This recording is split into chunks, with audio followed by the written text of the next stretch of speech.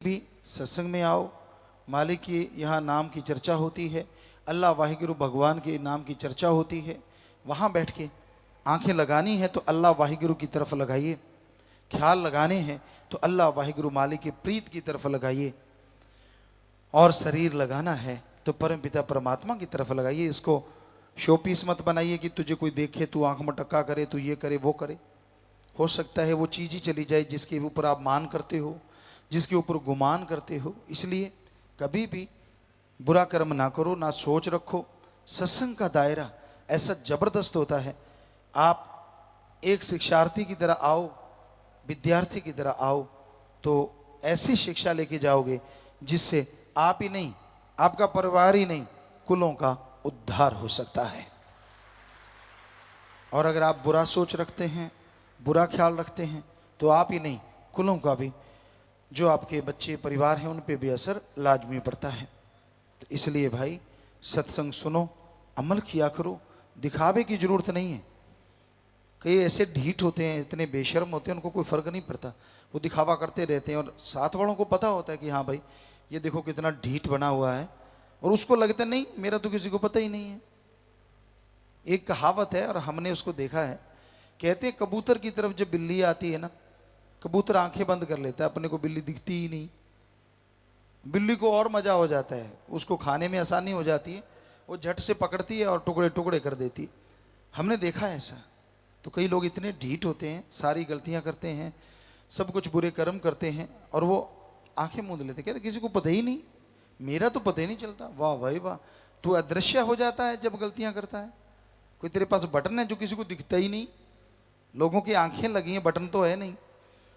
सो वो सब देखते हैं, और मालिक अल्लाह राम से कैसे बचोगे? वो तो कमरे के अंदर क्या, बाहर क्या, जंगल बियाबान क्या, समुद्रों के पार क्या, समुद्र के अंदर क्या, पताल में क्या और आसमान में क्या, हर जगह, हर पल, हर समय, हर किसी को वो देख रहा है। उसको उससे पर्दा कैसे करोगे?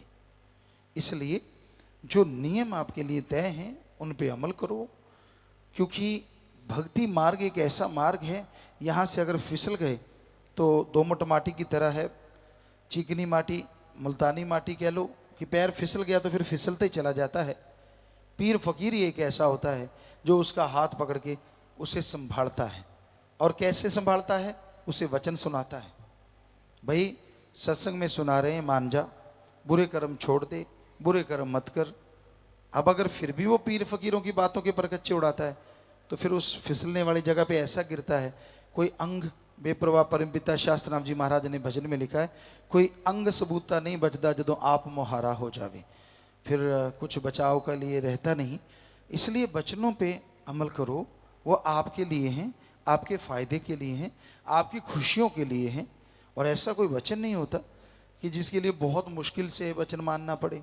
सुमरन करो, सेवा करो, सत्संग सुन के अमल करो, अपने आप वचन माने जाते हैं, अपने आप मानने को दिल करता है, और बेइंतहा खुशियाँ आती हैं।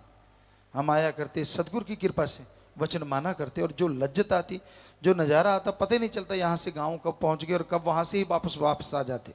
इतनी मोहब्बत, इतना प्यार, इतनी लज्जत आती, यूँ लगता ही ना कि धरती पे जा रहे हैं, यूँ लगता आसमान में उड़े जा रहे हैं। ऐसी खुशी मिलती है। पर वचन मानने से क्या पता कब सोना बनना होता है और आप पित्तल बन के बैठ जाते हैं। तो भाई वचनों पे अमल किया करें, सत्संग सुना करें और उस पे चला करें, तो यकीनन आपके जन्म जन्म के पाप कर्म कटेंगे और मालिक की दया में रहमत के काबिला बनते जाएंगे।